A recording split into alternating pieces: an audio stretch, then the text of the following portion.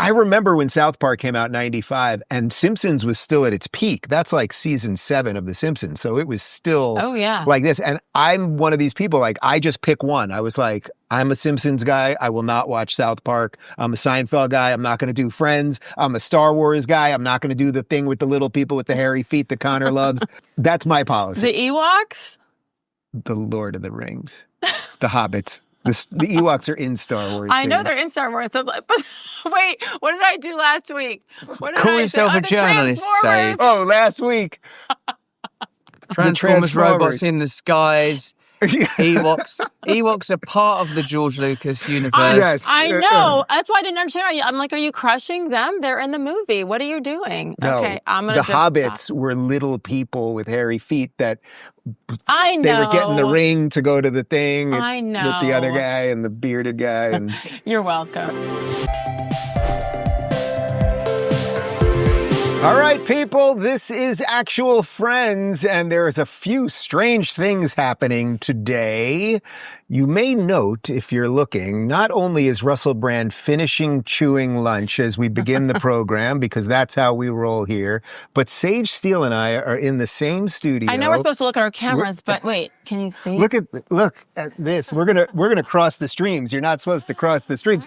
We can actually touch each other while we are doing the show today. Sage is going to be on Rubin Report a little bit later, and then we're doing some other fun stuff this afternoon, so she is live. We miss you, Russell. Yeah, Russell, you just refused to come. You look good together, you two. It looks real lovely. It's lovely to see you in the same physical space.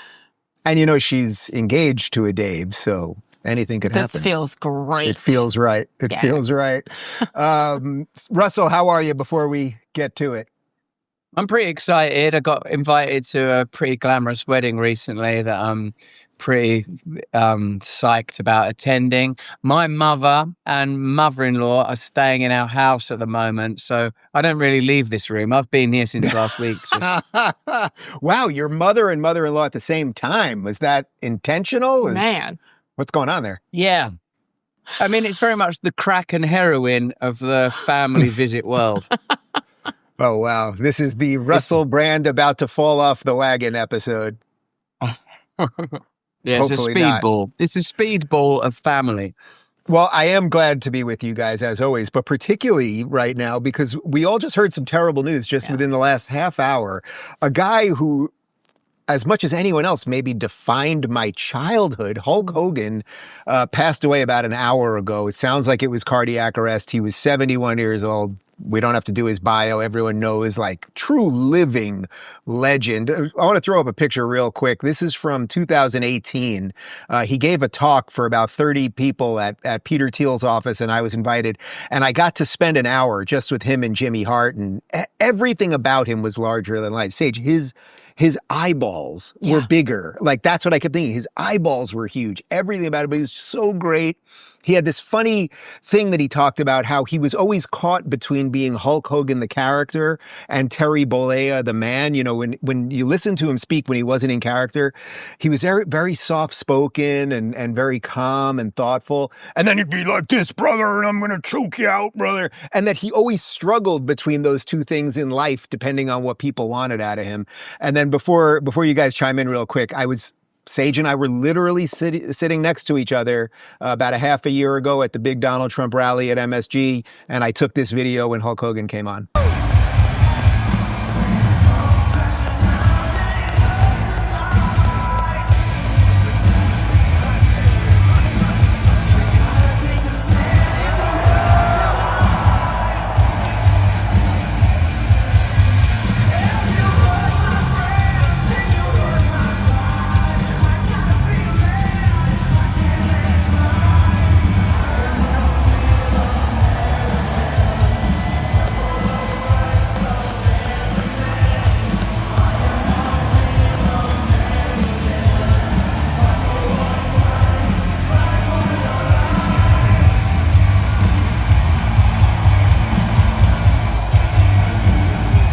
I mean, you think these people are never going to go, right? Like they feel like something else altogether. I'm really sad. I don't know how many people that I haven't met that I would be affected by their death, but like, man, Hulk freaking Hogan. I know. And he was only 71. Yeah. I mean, that's young these days.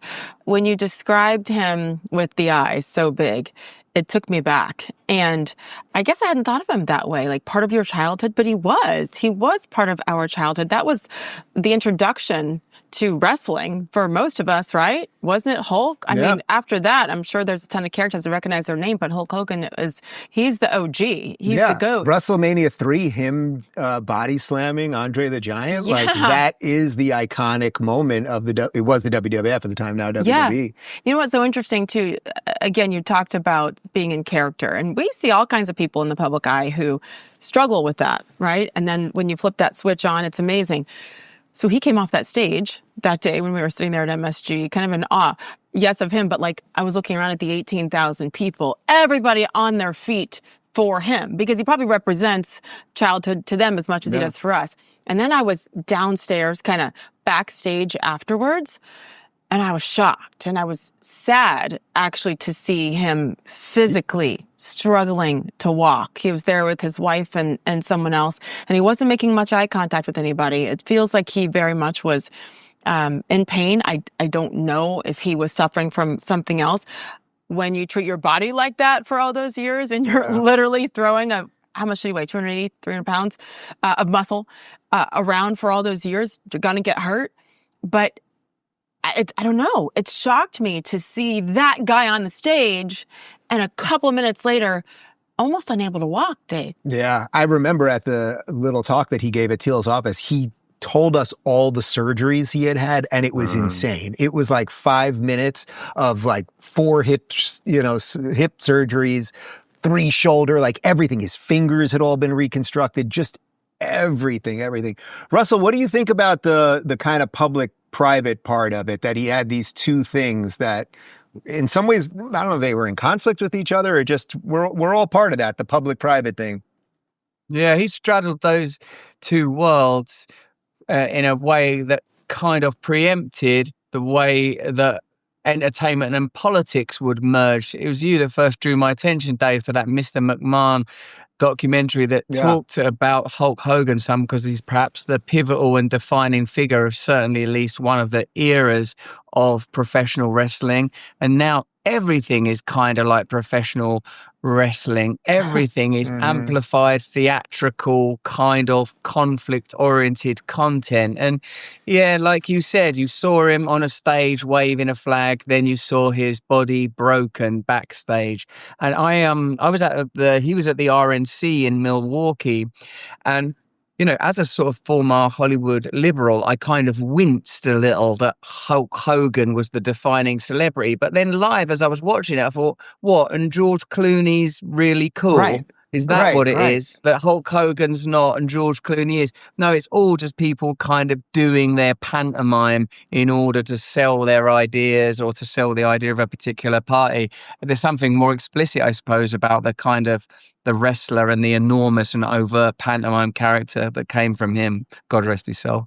Can I ask a quick question, Russell? In your country, in the UK, I can picture people kind of looking down at someone like Hulk Hogan and the WWF at the time as a whole, which many Americans do too. What was and maybe you're speaking for everybody over there, your impression of that sport as a whole, but especially Hulk Hogan back then when he was at his height? You guys had the British Bulldog. Are you a big British Bulldog fan? We mocked him here. Although he did have British good teeth. Bulldog was great. And our wrestling had characters like Big Daddy and Giant Haystacks. I've got to tell you that British wrestling was so ghetto and like sort of old fat white guys in leotards. You could almost smell their farts and their groins. It was all so British and crap. But no, the British Bulldog did make it over the Atlantic. That's right. I aspire to be the British Bulldog of political online punditry. You're doing it right now. Just something about like living legends. That's what it is. Like, you know, like we all have a certain amount of fame or whatever the hell this is. But like there are these people that just completely transcend that, you know, like I would say someone like him or Schwarzenegger that are just something else. And so to lose one of them. And he loved this country. And he loved And I think we always knew that. But man, the last couple of years, it's been really cool to see see him out there with it. Yeah. Certainly, it was not, he was on the other side. And his by the career way, wasn't depending on that. But he went through something very similar that all three of us have been through, which is he went through his own cancellation. One of the things that woke him up was that the sex tape leaked, the voluntary sex tape that he did leaked. It leaked through Gawker. And the reason he was at Thiel's office that day was they were celebrating because Thiel backed the lawsuit against Gawker. Gawker got destroyed. But Hogan, when we spent that hour together, he was for the first time like really thinking about kind of culture and politics in a different way because he saw the machine try to destroy him. And you know how that can wake you up pretty quickly. I had forgotten about that. Yeah. Everybody somehow seems like we are reminded one way or another of what's really going on. But at the end, it was cool to see him out there as boisterous as he was. And you had him on stage and then you had Tulsi Gabbard, who we'll talk about later, right? The contrast in personalities actually is the beautiful way to define the Republican Party right now, frankly. So we lost Hulk Hogan too soon, and a guy that I would say we lost a little too late, although he did not die. He just will not be cashing in his $16 million a year paycheck for a show that has a $100 million budget and loses $40 million a year, is Stephen Colbert, who's losing The Late Show. And some people are freaking out about it. I think we have some video here of Stephen going out in class. On Friday, Donald Trump posted, "I absolutely love that Colbert got fired. His talent was even less than his ratings." Would an untalented man be able to compose the following satirical witticism? Go yourself. I'm going to go ahead and say it. Cancel culture has gone too far. It's sunk in that they're killing off our show. But they made one mistake. They left me alive. And now for the next 10 months, the gloves are off. He's literally stealing my shit. That's the glasses off thing. And Russell, $100 million, 200 people on staff. He gets 16 mil of that. The show loses 40 to 50 mil a year. Would you have that job with those numbers? Well, the money sounds pretty, enticing, but those kind of bloated shows are over, as is the unified, or at least superficially unified America that heralded those shows in their pomp. This ain't the age of Johnny Carson or Letterman or even Leno. And I think I remember watching shows like Colbert, as well as being on Colbert, and thinking, this must be becoming divorced from a huge number of American people. They're talking in such critical and cruel terms about, like, sort of, one would imagine, around 50% of the electorate. I'm talking, before even, Trump 2016. And it had become kind of a haughty atmosphere. And I guess perhaps Colbert, even though he was one of the funnier ones, certainly in his Daily Show incarnation, and early Colbert that was deliberately satirical, I liked him. I thought it was a good show. But as it, with the vaccine moment and that ludicrous carnival, his constant ridicule of someone like Robert Kennedy, who I admire very deeply, sort of showed that what it had become is a conduit for kind of sanitized propaganda. And that whenever you're primarily focused on that, you can't be funny. And I don't think that show was anymore. Did you say you were on the show? You were on Colbert's Late Show? I've been in there a couple of times, twice, I think. And he's a Christian, and I think he's a kind of smart guy. I was friends with Shepard Fairey, the artist. Those guys went to the same school, and I remember thinking, Colbert, he's a good guy. And seeing him, I remember watching the shows during COVID when he was doing it from his house, Dave and Sage, and thinking, it was one of those moments where I saw a cultural artifact that I'd identified with and aspired to become something else. Like, oh, wow, this is just propaganda. You can't trust this. You can't rely on this stuff. And it's not even neutral anymore. Them shows used to be kind of neutral, didn't they? Like, Jay Leno's not a political figure. Dave Letterman's somewhat acerbic and New York oriented just in his demeanor and his style. But like Colbert, I suppose, epitomizes the moment that apparently neutral, centralized culture became toxic and hated its audience. You know, what do you think? I used to really dislike Jay Leno because I thought he was just like, oh, it's just fluff. There's no opinion there. There's like nothing there. And I liked, you know, I'm New York, so I liked Letterman more. I liked like the acerbic thing or whatever. But I played a video of Johnny Carson from around 1986. We played it on my show this week where, what's his name from 60 Minutes, who was the guy, Mike Wallace, is asking him, you know, well, people say you don't get involved in politics. You know, you make fun of everybody. Why? They don't know what you really think. And he gives the most thoughtful answer on what his job as an entertainer at the end of the day. People work jobs. They have their lives. They're basically going to bed with you. Why would you want to make them angry? I'm here for everybody. And it's like, that's just so the reverse of everything that Russell just laid out there, what these guys have become. Yeah, and I miss it. Yeah. And that's why I have not watched Colbert in years. I was on Kimmel once in 2014, 15. It was okay then, you know, it was still Jimmy Kimmel. And right, because that's pre-Trump. That's exactly. It's 14. And after Trump, which is when I always say the world completely changed, I stopped watching because it saddened me to all these people that I had kind of gone to escape as well have just turned this corner and chosen sides, and to each his own, but to do it publicly to me, when you're in that genre, just doesn't make sense. It's what I've always said about sports too. Like when ESPN turned that corner, why? Because you have people coming to late night television as an escape from their reality, from work, from their finances, from whatever heartbreak in their life potentially.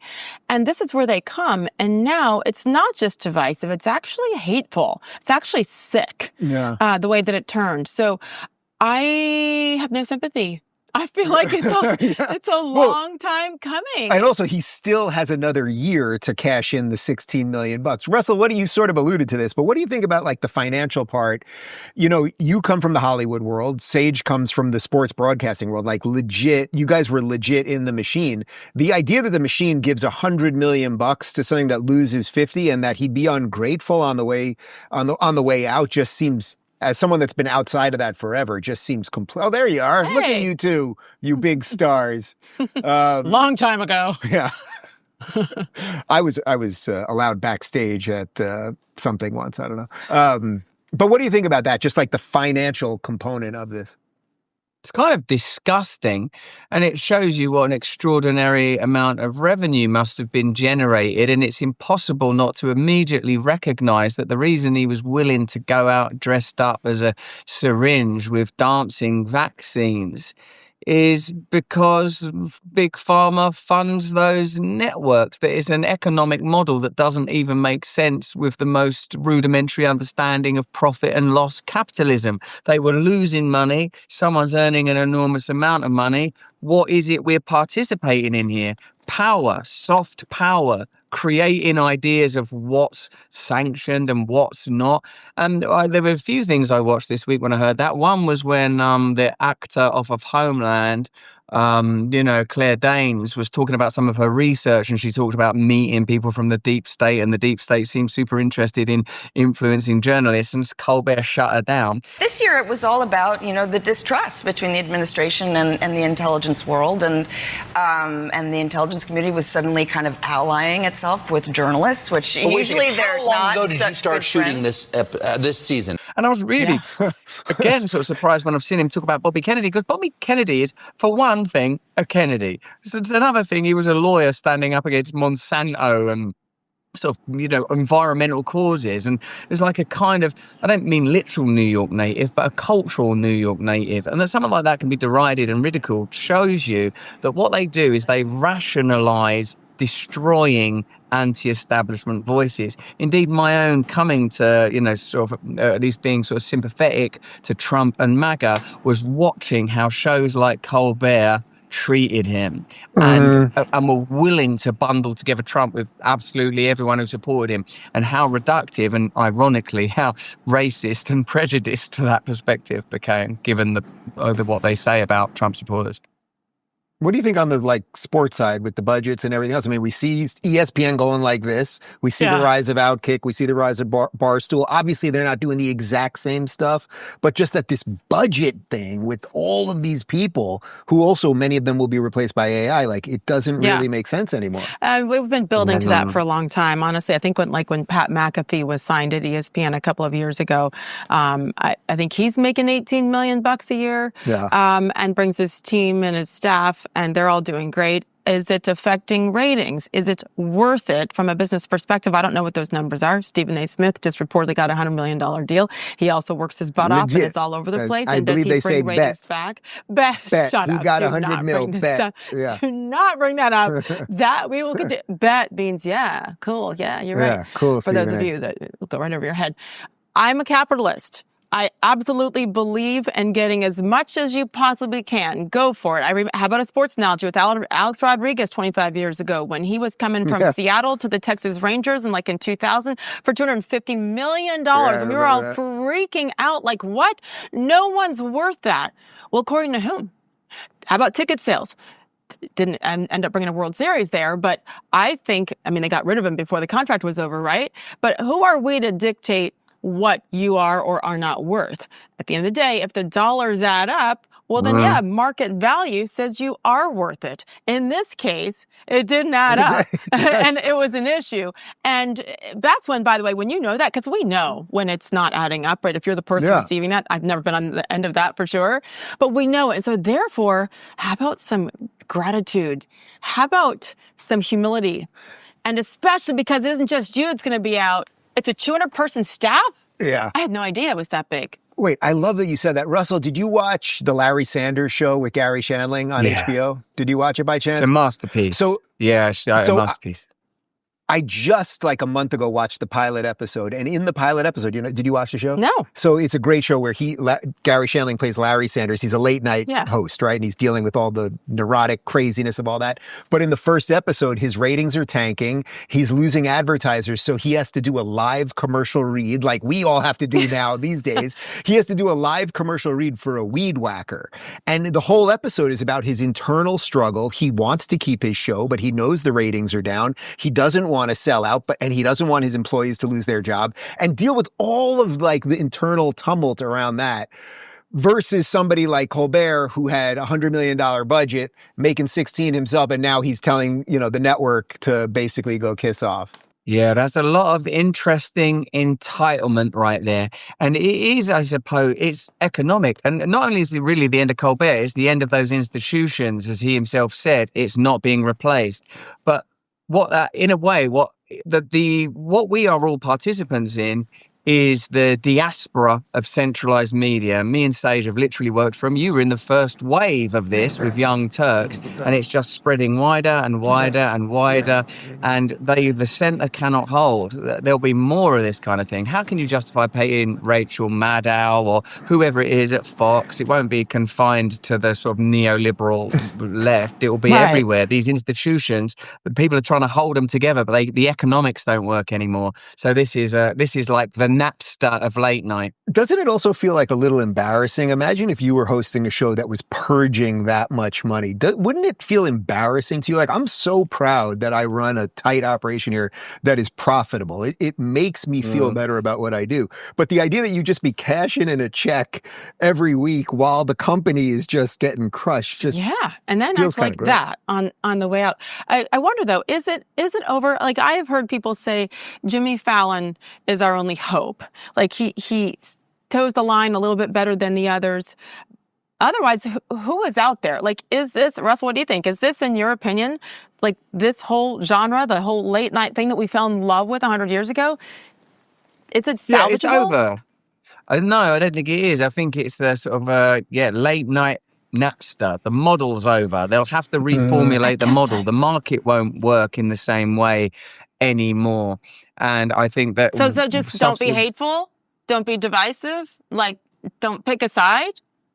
Or just everyone's going to go off in their own way and watch whatever they want, whenever they want, right? Like, there just won't be the 11:35, bang, this is what we all watch.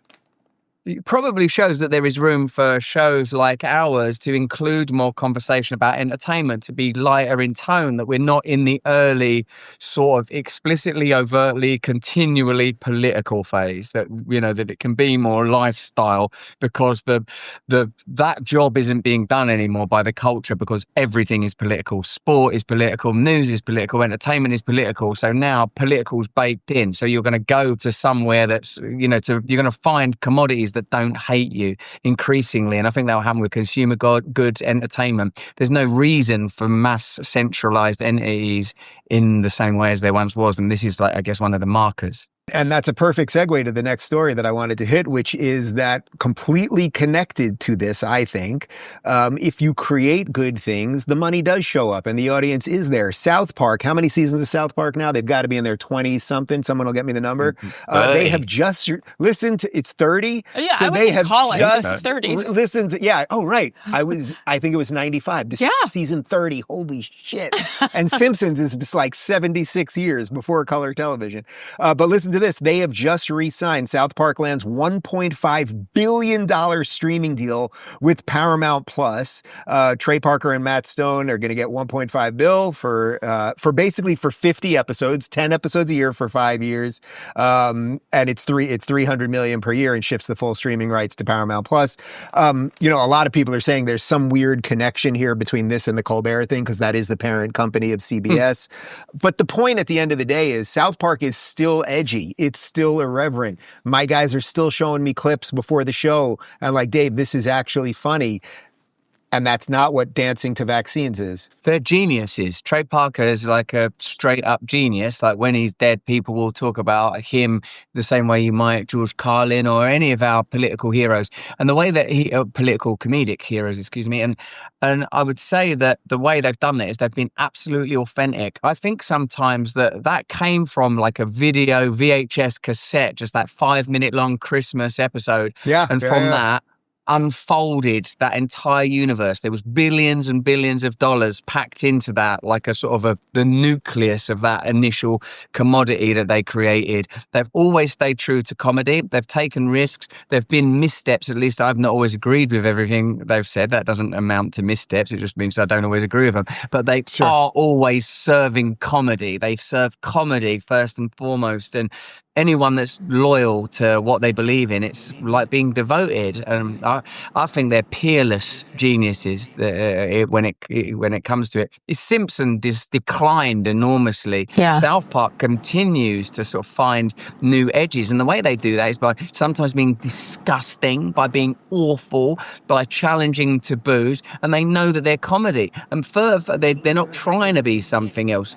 Like, whether a Book of Mormon is amazing, their student film about cannibalism, like that was amazing. He's so gifted. Their musical parodies are gifted. That, you know, and presumably now Paramount, someone at Paramount's worked out that's worth $1.5 billion. We can use it in this many ways. There's that much derivatives. They don't make mistakes, I don't think, in those areas, even when evidently losing money through someone like Colbert. That it made sense for as long as it made sense. So there must have been ways that it was functioning, presumably through their ability to advocate for big pharma and political causes, one might imagine. So it certainly weren't funny. But these guys, like, by being true to themselves, they generate relentlessly good content. Where did it debut? What network was Comedy Central. It was Comedy Central. That's right. I mean, I remember being at my apartment my junior year of college when this stuff was really coming out, and I was shocked. It's like, what did they just say? Yeah. Oh my gosh. And then if you could record it on your VHS and rewind it and go back and listen, it was shocking and so racy at the time, but creative. And I remember thinking that, you know. And to think that now, look what they've gotten. It's incredible. Awesome. Again, capitalism. I love it. Go for it. Be creative. You never know. I think we have to, look at the big picture of Paramount and these executives who maybe are saying some of the same BS out loud, probably at their company DEI, HR meetings, et cetera. But what are their actions right now? To give this kind of money to a show like that has really probably, I mean, if you had to pick the political leanings of South Park just over the last decade, it's definitely more right. Oh, it's definitely anti-woke, let's say. Yeah. That's the better way to say it, right? And so for them to say, you know what? Hey, obviously it's just about the dollar, the almighty dollar. They want to make money for themselves. But to me, it's a huge statement. It's a huge win for common sense. Anti-woke equals common sense, you know? So I think it's great. And it brings me back to my really fun, naughty years in college. Well, you know, just the idea that something can last for so long is so powerful. You know, The Simpsons, I know it doesn't really have much cultural relevance anymore, but that came out in 1989. It's still on every Sunday night. I actually did watch the season premiere this season. I haven't seen a new episode in like probably 7 years. It was pretty funny. Like they did this thing where they claimed it was going to be the last episode, and then they said this is what AI created of the last episode of Simpsons, and it was pretty clever. But I remember when South Park came out in 95 and Simpsons was still at its peak. That's like season 7 of The Simpsons. So it was still like this. And I'm one of these people, like, I just pick one. I was like, I'm a Simpsons guy. I will not watch South Park. I'm a Seinfeld guy. I'm not going to do Friends. I'm a Star Wars guy. I'm not going to do the thing with the little people with the hairy feet that Connor loves. That's my policy. The Ewoks? The Lord of the Rings. The Hobbits. The Ewoks are in Star Wars. I know they're in Star Wars. But wait, what did I do last week?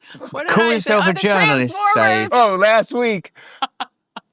Transformers robots in the skies. Ewoks are part of the George Lucas universe. Yes. I know. That's why I didn't understand. I'm like, are you crushing them? They're in the movie. What are you doing? No, okay, I'm gonna. The Hobbits were little people with hairy feet that I know. they were getting the ring to go to the thing. I know. With the other guy and the bearded guy. And You're welcome. Okay, that's all I've got. Sage, why don't you take it away? As usual, open mouth. But I didn't sing this week. You're welcome, everybody. I need glasses for this one because it makes me sound and look a little bit smarter than I am. You definitely look smarter now. Yeah, I needed that. Remember a couple of months ago when we were talking about the Biden White House, and as more and more information came out, and Jake Tapper in the book and all that, and just how absolutely criminal it was. And it's one of the, I forget the phrasing. You can help me, Dave, the politician over here of the three of us. Yeah. Like, the way that we described the cover-up in the White House from Joe Biden and his staff, not criminal, but, immoral. Well, I think you can argue it was criminal, probably, actually, but certainly immoral. And all the things. Yeah, all the things. We thought that was probably one of the most disgraceful things that had been done to the office of the Commander-in-Chief of the United States of America. This one, I think, trumps that one. Ooh, no pun intended. What Tulsi Gabbard has now come out and shared with us as the Director of National Intelligence about the Russian election interference story, which to many of us, we've been questioning for a lot of years. And now, look, she has facts to back it up and came out on Wednesday on the White House press briefing room and went into detail. Listen. Today, we've released a declassified oversight majority staff report that was produced in September of 2020. The stunning revelations that we are releasing today should be of concern to every American. This is not about Democrats or Republicans. This has to do with the integrity of our democratic republic and American voters having faith that the votes cast will count. There is irrefutable evidence that detail how President Obama and his national security team directed the creation of an intelligence community assessment that they knew was false. They knew it would promote this contrived narrative that Russia interfered in the 2016 election to help President Trump win, selling it to the American people as though it were true. It wasn't. The report that we released today shows in great detail how they carried this out. They manufactured findings from shoddy sources. They suppressed evidence and credible intelligence that disproved their false claims. They disobeyed traditional tradecraft intelligence community standards and withheld the truth from the American people. In doing so, they conspired to subvert the will of the American people who elected Donald Trump in that election in November of 2016. They worked with their partners in the media to promote this lie, ultimately to undermine the legitimacy of President Trump and launching what would be a years-long coup against him and his administration. We're here today because the American people deserve the truth, they deserve accountability, and they deserve justice. At this point, I don't think any of us should be shocked to hear anything that comes out about that administration, the Obama administration, and certainly the Biden administration. But Tulsi's quote there, that Barack Obama directed the creation of this using fake intelligence to start that coup against him, and the quote, the biggest misuse of intelligence in U.S. history. I know what I would like to happen to Barack Obama and some of his cronies who were behind this. But then there's the question of what we think will actually happen to Barack Obama now that there apparently is proof that this was all created by him leading the way. What do you think will actually go down with this, Dave? Because to me, this is as big as it gets. Yeah. Well, first, I just want to read the two words that she said before the statement that you just read. She said irrefutable evidence. She's not given much room for wiggle right there. Irrefutable means irrefutable. And then they laid it out and they showed a flow chart on exactly how they did all this stuff. And obviously a lot more is going to come out. Maybe before we get into the specifics of what should happen to Obama or something, we all know Tulsi. Actually, at the MSG thing, you and I had dinner with her after. And Russell, I know we've had dinner with her as well. She is a good human being. Like, she is a really, really good human being who I've known for 7 or 8 years at this point.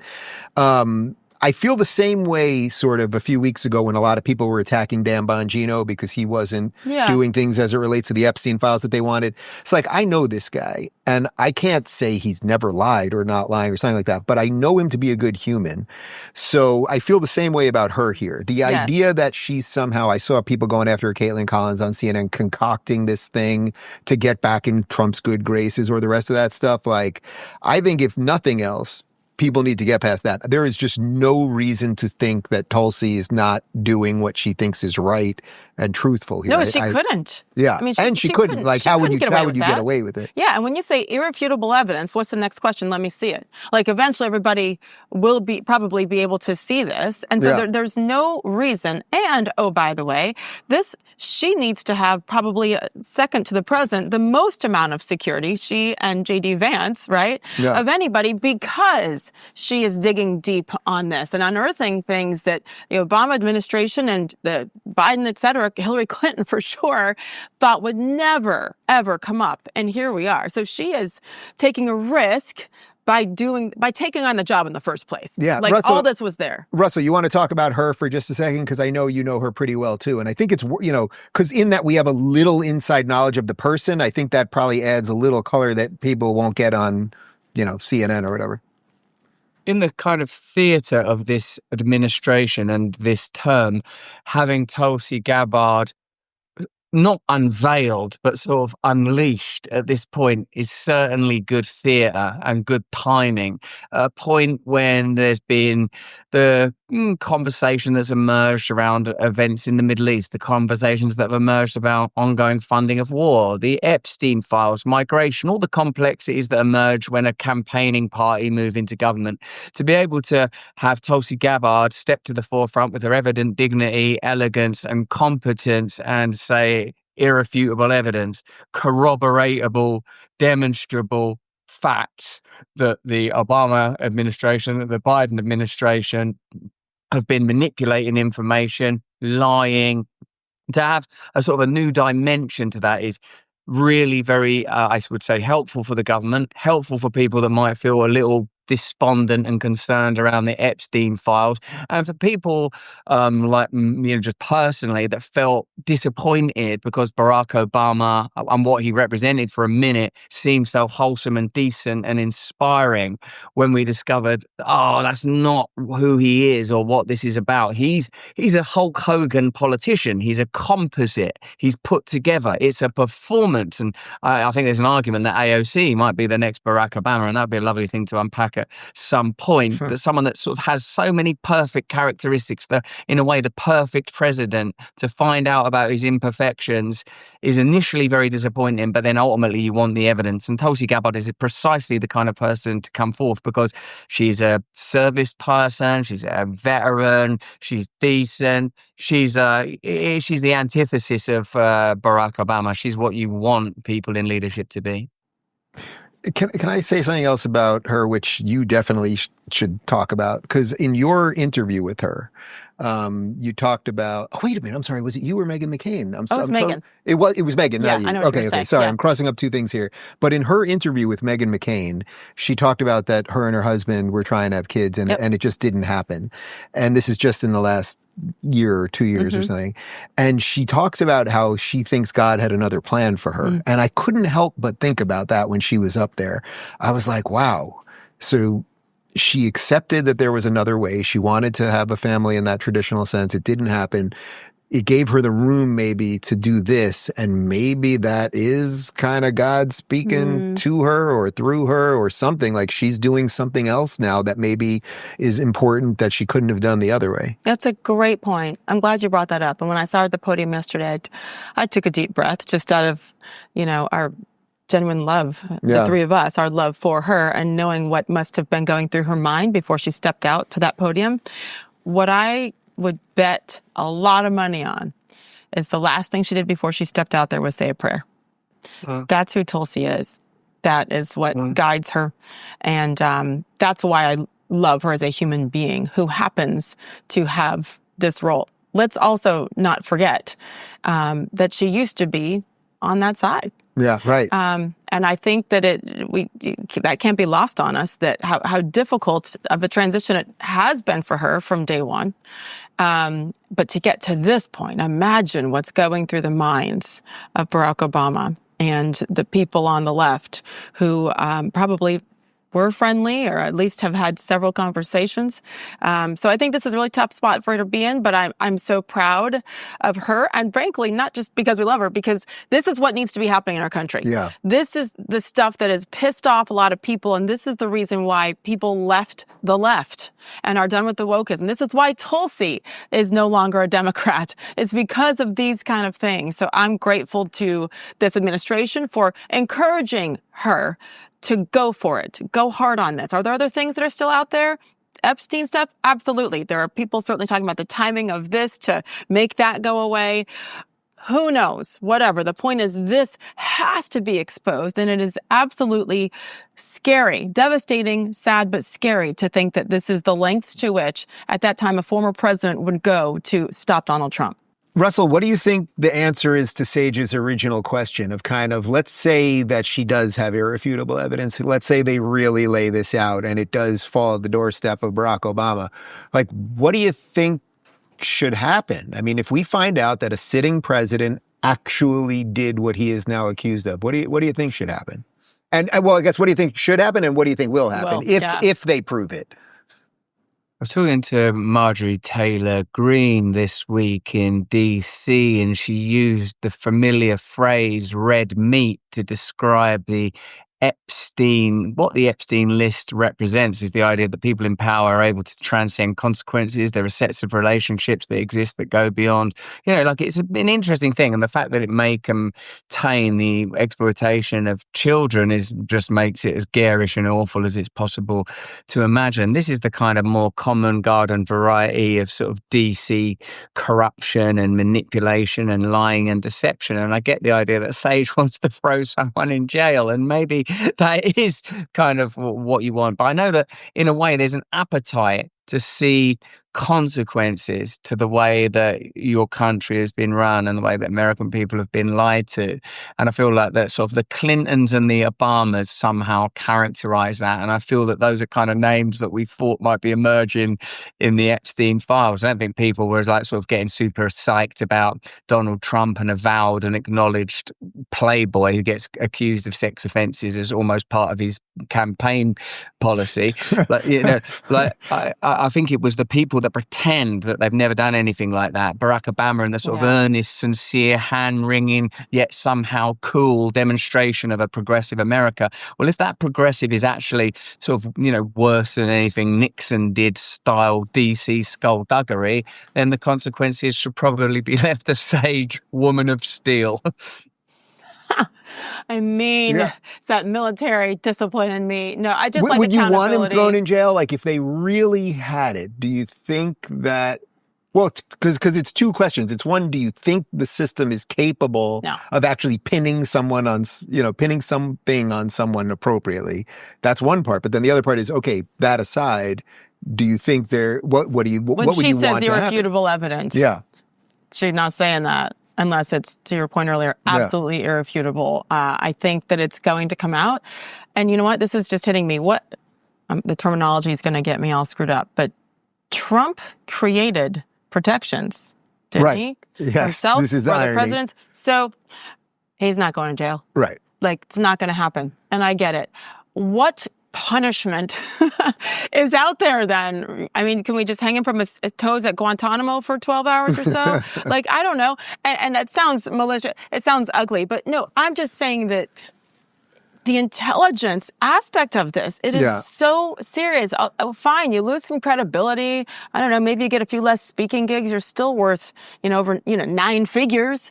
So I just want accountability. And maybe the best way is for people to continue to vote against them. Yeah. And that's the only way. That's the only reason why we're in this position, is because people finally saw through the crap. But all of the constant lies that were peddled, I want Obama and Hillary, testify. I mean, they'll plead the fifth. They won't say anything, right? Just like Biden's doctors right now. I just think it's sad for the American people that we're even in this situation. And I do want accountability. Russell, did you see that they're rebooting the great Schwarzenegger movie Running Man? And it's like, maybe that's what we need. We need to just drop them in a game show where they have to fight for their lives for 24 hours. And if they can get out alive, then we let them go scot-free. Maybe that's the best option here. Dave, I think there's a kind of an inevitability to that. I think that's the way it's heading, isn't it? Sort of dystopian, homicidal game shows for former presidents. Yeah, it's the only answer. In the meantime, it's just WWW for this administration. And this is a big one. But there is going to be so much more to come with this. And let's see if Michelle continues to have her husband Barack on her podcast, and if they decide to address any of this. I watched a little bit of that in preparation for another show, and I'm like, what am I doing with my life right now? Why am I giving them anything? But maybe they're going to put him on house arrest at the 30-acre Martha's Vineyard thing where they don't allow any illegals to come, and he would just poor guy would have to, the chef did die though. The chef, I was going to say, careful. Something strange happened with the chef who was an Olympic swimmer who died in 2 feet of water. Yes. That would be tough if he had to stay there for the month. Maybe we can reopen that investigation too. Boy. Let's go. Stir the pot. Let's go. I like vengeful Sage. Oh, she's in there. Let me tell you. You said the word Olympic. Yes. Segue. Nice. And this is another win, another huge win for the Trump administration, and more importantly for girls and women everywhere. And a lot of men who just understand the concept that, no, you guys do not belong in men and women's sports. February, March, April, so 5 months after Trump signed the executive order to ban men, they say transgender women. They do. We say ban men from women's sports. Yesterday, meaning Wednesday, huge that the United States Olympic and Paralympic Committee said no mas. We are done. And it's interesting to see the headlines here. I don't know which paper this is from. U.S. Olympic officials bar transgender women from women's competitions. How about United States Olympic officials protect women and women's sports instead of focusing on banning transgender? They're freaking men, for God's sake. So this is a... Go ahead, I know. Well, how about just biological men, right? If you weren't trying to confuse somebody with the headline, you would say U.S. Olympic officials bar biological men from women's competition. The fact that they put transgender women, it already offers up some catnip to the confused people, like, oh, something bad happened here. But that isn't what happened here. You just protected women. I had Riley Gaines on, who I'm sure you guys, I know you've had on, and Russell, you probably know. I had her on Friday, and it's like, this girl, all she wanted to do was swim. That's it. You idiots had her competing against this guy who still has a wang, by the way, as far as it's understood. You did that. DeSantis actually then stripped the awards that he got so that she got her awards. But you've made her into a star in a whole other world that she didn't want to be a star. She wanted to be a swimming star, and now she's a star in our world. So at the end, I guess the best does rise, one way or another. And real quick, Russell, before I get your take on this, Riley's one that pointed out to me. She's like, why are we saying biological men? Why are we qualifying? It's just a man. And I understand why, because we're trying to avoid it. It's the lesser of the evil from saying transgender women. But, there are a couple of things that were loopholes that were left in Trump's executive order at the NCAA level, which stuff still needs to get fixed there, because unfortunately, men are still allowed to, from what I saw most recently, they still have not been fully banned, transgender women banned from women's locker rooms, women's private spaces, and are still allowed to take scholarships from women. So the NCAA still does have some work to do. But for this to happen at the Olympic level, United States, now we need the IOC to step up and do the right thing so women in all countries are protected, Russell Brand. I don't know that a penis is necessarily an advantage in a swimming competition. It could be a rudder or it could be an anchor. Maybe Riley Gaines. Propeller. I mean, wouldn't that be Connor's upwards, theory. though? Listen, they tuck it. I did an event with Riley Gaines quite recently, and when I came on, I was like, that speech could have been done a lot better and a lot quicker by a man dressed as a woman or not. And that was your point about the headline there. That's really interesting manipulation of language, and it's the kind of media analysis that I enjoy, because it gives you the opportunity to see that they prefer reason and political position, a type of reason, over verifiable science. You can reason your way into saying all of us are what we feel like, and then you live in a sort of an untethered and bewildering reality. Now, the Olympics is interesting because it's supposed to be about excellence in a way that's verifiable and somehow fair. But that opening ceremony in France told you that it's a cultural event and a cultural object that has a perspective and a position. And it's clear that they were participating in trying to create, with their decimation and mocking of the Christian faith through the ridicule they gave to that famous Christian artwork, the Last Supper. And the Last Supper more broadly, sort of is offensively comparing it to hedonistic and pagan ceremonies, having a Christ-like figure that was a female, I think, in this instance. It shows you that that's an editorial position that they have taken. But you can't take an editorial position on a chromosome. That's verifiable, measurable reality. You know me, I'm a sensitive kind of pinko in a bunch of ways. But when it comes to sport is, if you don't frame the sport correctly, it's no longer sport. And I say this as a man who's been trying to play sort of card games, Avocado Smash, with my two daughters. It's a kind of snap-derived game. And I tell them there's no point in cheating the way you're cheating, because a game without rules is no longer a game, and the victory that you achieve is no longer a victory. Or rather, it is, who's it a victory for if someone with a biochemical advantage beats somebody? It's a victory for an ideology, and that ideology, I think, is about creating chaos and authority out of chaos. That's where I see it. So I see it as fundamentally a pretty good thing, even though I'm a bit more woolly than either of you two on the subject, I guess, as a white man rather than a gay man or a black woman. Was he trying to noodle us there? I think so. Thinks he's better than us, white guy. Since you two are in the same room, it's changed the dynamic. I'm jealous. I'm left out. I feel excluded. I feel like I'm Kramer in this now. Well, then how about this, Russell? Racist. How about this? Since we are basically out of time, how about you give us the last word? How about you tie this together? How about you offer the people something deep and profound and amazing and funny and witty for the weekend? No pressure. We might have all thought that Hulk Hogan was kind of cheesy, but in reality, he was someone who suffered a great deal to bring you the kind of truth that can only come through narrative storytelling. Maybe the character of Hulk Hogan is more authentic than the character of Barack Obama, who represented a certain kind of politics, a return to hope and change. But as it turned out, it was more of the same and a kind of hopelessness. Maybe the world of wrestling and the world of entertainment and the world of politics are all to a degree defined by masks. When Hulk Hogan's mask came off, we saw a man that had suffered for what he believed in. When Barack Obama's mask came off, we saw a man who had made us suffer for what he believed in, whether it was in 2008 or whether it was in the Russiagate hoax. So let us mourn the hero that is Hulk Hogan. May he rest in peace. And please let us revivify the kind of politics that may now flourish now that Barack Obama faces justice. That's all from me. Over in the studio, we have Sage Steele and Dave Rubin. Is this my mic? Like, you're amazing. What you gonna do, brother, when Russell Brand runs wild on you? I liked The Ultimate Warrior and The Undertaker. I dressed like that guy for quite a while. Russell, you're supposed to go out when you're on top. That's it. Show's over.